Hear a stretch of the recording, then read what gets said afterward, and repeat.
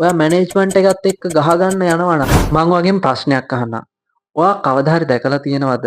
ඔයාගේ ඔෆිස් එකේ වැඩ කර කර ඉන්න කෙනෙක් එකපාරම අතුරුදහන් වෙනවා. දැකලා තියෙනවද? කලින් දවසේ එයා එයාගේ පුටුවේ වාඩි වෙලා ඉන්නවා. එකපාරම අනිත් පහුදා දවසේ බලද්දී එයා එයාගේ පුටුවේ නැහැ. ඉතින් මිනිස්සු කතා වෙනවා මැනේජ්මන්ට් එක මෙයාව ජොබ් එකෙන් අයින් කරලාද කොහෙද? මෙයාට යන්න කියලාද කොහෙද? මෙයා කරපු වැරදිත් එක්ක මෙයාව අයින් කරලා එළියට දාලාද කොහෙද කියලා. මේකට හේතුව සමහර විට ඔෆිස් එක ඇතුලේ පොලිටිකල් ප්‍රශ්නයක් වෙන්න පුළුවන්. එයාගේ එක මිස්ටේක් එකක් වෙන්න පුළුවන්. එයා කරපු එක වැරද්දක් වෙන්න පුළුවන්. මිනිස්සු තේරුම් නොගන්න දේ තමයි මේ එකම එක පුංචි වැරද්දක් නිසා මිනිස්සෙක් සම්පූර්ණයෙන්ම ජොබ් එකකින් අයින් කරන්නේ එහෙමත් වෙලාවක විතරයි. ගොඩක් එම්ප්ලොයිස්ලා එයාලගේ ජොබ් එකෙන් අයින් කරන්නේ ගොඩක් වෙලාවට කාලෙත් එක්ක බිල්ඩ් වෙන පුංචි පුංචි වෝනින්ග්ස් එක්ක. ඒ කියන්නේ එයාලට මිස්ටේක් එකක් කරාට පස්සේ එයාලට වෝනින් එකක් දෙනවා. තව මිස්ටේක් එකක් කරාට පස්සේ එයාලට වෝනින් එකක් දෙනවා. මේ විදිහට වෝනින් දීගෙන යද්දී මෙයාලට තේරෙන්නේ නැහැ මෙයාලා ඉන්නේ රිස්ක් එක්ක කියලා. තවත් මිස්ටේක් කරනවා. මේකත් එක්ක මෙයාලා දන්නෙත් නැහැ එයාලව අයින් කරනකම්.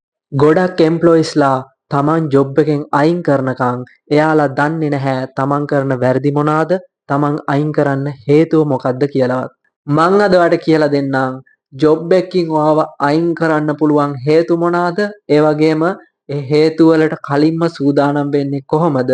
ඔයා පරක්කු නොවි මෙන්න මේ හේතු වලට විසඳුම් හොයාගන්නේ කොහොමද? ඔයාට හම්බෙන වෝනින්ග්ස් නොසලකා හරින්නේ නැතුව ඒවට සාර්ථකව මුහුණ දෙන්නේ කොහොමද කියන දේ. වීඩියෝ එකත් එක්ක ඉන්න අනිවාර්යෙන්ම මේ පස්වෙනි රීසන් එක ඔයාව සර්ප්‍රයිස් කරાવી. ගොඩක් අය හිතනවා මහන්සි වෙලා වැඩ කරොත් මගේ ජොබ් එක පරිස්සම් වෙයි කියලා. මහන්සි වෙලා වැඩ කරන එක හොඳයි. හැබැයි ජොබ් එක පරිස්සම් වෙන්නේ නැහැ මහන්සි වෙලා වැඩ කරපු පළියට. ඒ ගැන පොඩ්ඩක් හිතන්න. ඔයාට හම්බෙලා තියෙනවද සෑහෙන්න මහන්සි වෙලා වැඩ කරපු මිනිස්සුත් ජොබ් වලින් අයින් කරලා තියෙනවා. ඒක ගොඩක් වෙලාවට වෙන දෙයක්. කම්පැනි වගේ උත්සාහය අගය කරනවා වගේම වගේ වැලියු කියන දේවලුත් අගය කරනවා. ඔයා ගේන රිසල්ට් ඒ පස්සේ ඔයාට තියෙන ආකල්ප ඔයාට තියෙන ස්කිල්ස් ඔයා මොන හරි දෙයකට අනුවර්තනය වීමේ හැකියාව ඔයාගේ කමියුනිකේෂන් ස්කිල්ස් මේ හැමදේම කම්පැනි එකක් විසින් අනිවාර්යයෙන්ම ඉවැලුවේට් කරනවා. වර්ක් ප්ලේස් එකක් කියන දේ ගොඩක් වෙලාවට වෙනස් වෙනවා. මෙන්න මේ වෙනස් වීම් වලට මුහුණ දෙන්න පුළුවන් මිනිස්සු අනිවාර්යයෙන්ම වැලියබල් මිනිස්සු බවට පත් වෙනවා. මේ වෙනස ඔයාගේ මුළු සම්පූර්ණ ජීවිතයම වෙනස් කරන්න ඉඩ තියෙනවා. එම්ප්ලොයිස්ලා ජොබ් වලින් අයින් කරන්න මේන්ම රීසන් එක එයාලා අදක්ෂ වෙන එක නෙවෙයි. ඒකට ගොඩාක් ප්‍රධාන හේතුවක් විදිහට අපි දකින්නේ විශ්වාසය කියන දේ බිල්ඩ් කරගන්න බැරි වෙන එක. එම්ප්ලොයිස්ලා දෙන්නෙක් ගත්තොත් මේ දෙන්නගෙන් එක්කෙනෙක් අනිවාර්යෙන්ම වෙලාවට එයාගේ වැඩ ටික බාර දෙනවා. හැබැයි එක දවසක චූටි මිස්ටේක් එකක් කරනවා. හැබැයි මේ චූටි මිස්ටේක් එක ලොකු එෆෙක්ට් එකක් බවට පත් වෙන්නේ නැහැ. හැබැයි තව දක්ෂ කෙනෙක් ඉන්නවා කියලා හිතන්නකෝ. ඉතින් මේ දක්ෂ කෙනා එයාට හම්බෙන හැම වැඩක්ම මග හරිනවා. මේ අවස්ථාවේදී මැනේජර්ස්ලා වුණත් තේරුම් ගන්නේ පළවෙනියට මම කතා කරපු කෙනාව. මොකද මැනේජර්ස්ලා දන්නවා එයාට වැඩක් දුන්නොත් එයා අනිවාර්යෙන් මේක කරනවා කියලා. එතකොට එයාට හම්බෙන්න පුළුවන් ඔපචුනිටිස් වැඩි. දෙවෙනි කරා එයාගේ වැඩ ටික මග හරින නිසා මැනේජර් කෙනෙක් වුණත් එයා ගැන විශ්වාස කරන්නේ නැහැ. මේකත් එක්ක මැනේජර්ස්ලා සහ මෙයාලා අතර තියෙන විශ්වාසය පළුදු වෙන්න පටන් ගන්නවා. ඒකෙන් එයාලට ඔපචුනිටිස් නැති වෙනවා සහ සමහර වෙලාවට එයාලගේ ජොබ් එකම නැති වෙලා යන්න පුළුවන්. කවුරු හරි සේවකයෙක් හැමදාම පරක්කු වෙලා වැඩට එනකොට මෙයාට ඩෙඩ්ලයින් අමතක වෙනවා. දාන්න ඕන මැසේජ් ඊමේල් අමතක වෙනවා. එයාට දාන්න ඕන වැඩ ටික අමතක වෙනවා. ඩෙඩ්ලයින් පරක්කු වෙනවා. එයාට එයාගේ ටාස්ක් ටික කරගන්න බැරි වෙනවා වෙලාවට. ඒ වගේම හැමතිස්සෙම රිමයින්ඩර්ස් කියන දේවල් දාන්න වෙනවා. ඉතින් මැනේජ්මන්ට් එකෙන් අහන ප්‍රශ්නයක් තමයි කොහොමද අපි මෙයාව තියාගන්නේ? ඇයි අපි මෙයාව තවදුරටත් තියාගන්නේ? මෙයාව අපිට වැලියබල්ද? මෙයා තියාගත්තොත් අපිට ප්‍රශ්නයක් වෙන එකක් නැද්ද? මෙන්න මේ විදිහට එයාලා අතර ප්‍රශ්න ඇති වෙන්න පටන් ගන්නවා. මේ විශ්වාසය නැති වෙන්න පටන් ගත්තට පස්සේ ඔයාගේ ජොබ් සිකියුරිටි කියන දේ නැති වෙන්න පටන් ගන්නවා. මේකත් එක්ක ඔයාට ඔයාගේ ජොබ් එක ගැන තියෙන ආසාව අතහරින්න වෙයි. ඔයාගේ අරමුණ හැමතිස්සෙම සරල වෙන්න ඕන. ඒ වගේම මිනිස්සු ඔයා නිසා වොරි වෙන මිනිස්සෙක් වෙන්න ඕනේ. සමහර සේවකයෝ තමන්ගේ ජොබ් එක ඉගෙන ගත්තට පස්සේ එයාලා ඉම්ප්‍රූව් වෙන එක නවත්තනවා. එයාලා ඉගෙන ගන්න එක නවත්තනවා. හැබැයි කිසිම වෙලාවක කම්පැනි එකක් එක තැන පල් වෙන කම්ෆර්ට් සෝන් එක ඇතුලේ ජීවත් වෙන මිනිස්සෙක්ට ප්‍රොමෝෂන් එකක් දෙන්නේ නැහැ. එයාගේ සැලරි එක වැඩි කරන්නේ නැහැ. එයාලව ඉක්මනට අයින් කරලා දාන්න තමයි හැමතිස්සෙම try කරන්නේ. ඒ නිසා අලුත් දෙයක් ඉගෙනගෙන ඉස්සරහට යන මිනිස්සෙක් බවට පත් වෙන්න. ඔයාගේ විශ්වාසය කිසිම වෙලාවක පළුදු කරගන්න එපා. ඔයාගේ විශ්වාසය build වෙන්නේ ඔයා කම්ෆර්ට් සෝන් එක ඇතුලේ ඉන්නකොට නෙවෙයි. ඔයා අලුත් දේවල් ඉගෙනගෙන ඔයා improve වෙනකොට. අවුරුදු 5කට පස්සෙත් ඔයා ජොයින් වුණ දවසේ කරපු ජොබ් එකම නම් කර කර ඉන්නේ. ඔයා එකම තැන පල් වෙනවා නම් ඔයාගේ knowledge එක improve වෙන්නේ නැත්නම් මේ ASCII තාක්ෂණයක් දියුණු වෙනවා. මේකෙන් ඔයාට වෙන්නේ ලොකු effect එකක් කියලා ඔයා මතක කරන්න එපා. ඉන්ඩස්ට්‍රි කියන දේවල් ගොඩක් වෙලාවට වෙනස් වෙනවා. මේකත් එක්ක කස්ටමර් එක්ස්පෙක්ටේෂන් කියන දේවල් වෙනස් වෙන්න පටන් ගන්නවා. මේකෙන් වෙන්නේ කම්පැනි එක එක්ස්පෙක්ට් කරනවා මේට වඩා හැකියාවල් තියෙන දක්ෂ සේවකයෙක් අපිට ඕනි කියන දේ. ඒකෙන් වෙන්නේ ඔයාගේ ජොබ් එක රීප්ලේස් වෙන එක. එහෙම නැත්නම් ඔයා රැකියාවෙන් එළියට වැටෙන එක, එළිය කෙනෙක් ඔයාගේ ඔපචුනිටි එකට එන එක. ඉතින් කම්පැනි එක මේ මිනිස්සයව අයින් කරන්නේ එයා හොඳ නැති මිනිස්සෙක් හින්දා නෙවෙයි. එයාලා කරන්නේ යල් පැන ගිය තාක්ෂණයක් ඔළුවේ තියාගෙන ඉන්න යල් පැන ගිය දැනුමක් තියෙන මිනිස්සෙක්ව වෙන මිනිස්සෙක්ගෙන් එහෙමත් නැත්නම් අලුත් තාක්ෂණය ගැන දැනුම තියෙන මිනිස්සෙක්ගෙන් රීප්ලේස් කරන එක. මෙහෙම හිතන්න. ඔයාගේ කම්පැනි එකට හෙට කෙනෙක් හයර් කරනවා නම් ඔයා හිතලා බලන්න ඔයාට නැති ස්කිල් මොනවද කියලා. වැලියබල් එම්ප්ලොයිස්ලා හැම වෙලාවෙම අලුත් දේවල් ඉගෙන ගන්න ගමන් එයාලා ඉම්ප්‍රූව් වෙනවා. දැන් අපි ගොඩක් අය අන්ඩර්ස්ටිමේට් කරන දෙයක් ගැන අපි කතා කරමු. ඇටිටියුඩ්. මොනවද මේ ඇටිටියුඩ් කියලා කියන්නේ? හැම කම්පැනි එකම චැලෙන්ජස් තියෙනවා. හැම කම්පැනි එකකම ප්‍රශ්න තියෙනවා. හැම කම්පැනි එකකම අමාරු කාර්යෝ එහෙම නැත්නම් අමාරු බොස්ලා ඉන්නවා.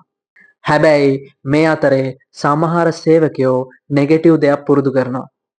එයාලා හැම දෙයක් ගැනම කම්ප්ලේන් කරනවා. හැම තීරණයක්ම විවේචනය කරනවා. එයාලා ඔෆිස් එක පුරාම ඕපදූප කතා කරනවා, මිනිස්සුන්ව විවේචනය කරනවා, ඊට පස්සේ කම්ප්ලේන් කර කර ඔහේ කියව ඇවිද ඉන්නවා. අමාරු වැඩක් දැක්ක ගමන් ඒක වැඩ කරන්නේ නැත්තේ ඇයිද කියන දේ ફોකස් කරාට ඒක කරන්නේ කොහොමද කියලා කිසිම වෙලාවක හිතන්න යන්නේ නැහැ. කම්පැනි වලට ස්කිල් කියන දේවල් පුරුදු කරන්න පුළුවන්. හැබැයි කම්පැනි වලට බලෙන් උගන්වන්න නම් බෑ.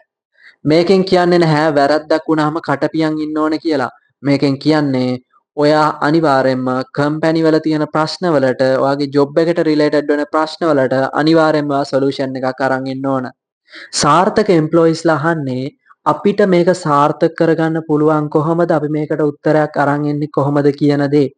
අසාර්ථකයි හැබැයි හැම තිස්සෙම try කරන්නේ මොකක් හරි වැරද්දක් වුණාට පස්සේ මොන හරි වැරදි දෙයක් තියෙනවා නම් ඒකට දොස් කියන්නේ කාටද කියලා හොය හොය ඒ මිනිස්සුන්ට බයින එක. සමහර වෙලාවට performance නැති නිසාම job නැති වෙන්නේ නැහැ. සමහර වෙලාවට job එක නැති වෙනවා එයාලා එක්ක වැඩ කරන මිනිස්සුන් එක්ක එයාලා වැඩ කරන්න අකමැති වුණාට පස්සෙත්. ඔයා බුද්ධිමත් වෙන්නත් පුළුවන්. ඔයාට පළපුරුද්දක් තියෙන්නත් පුළුවන්. ඔයාට ටෙක්නොලොජිකල් පැත්තෙන් දක්ෂයෙක් වෙන්නත් පුළුවන්. හැබැයි ඔයා කරන හැම දෙයක්ම නිසා ප්‍රශ්නයක් ඇති වෙනවා නම් මිනිස්සු මේ දේවල් දකිනවා. මිනිස්සු ප්‍රශ්න කරන්න පටන් ගන්නවා. මිනිස්සු ආගියු කරන්න පටන් ගන්නවා.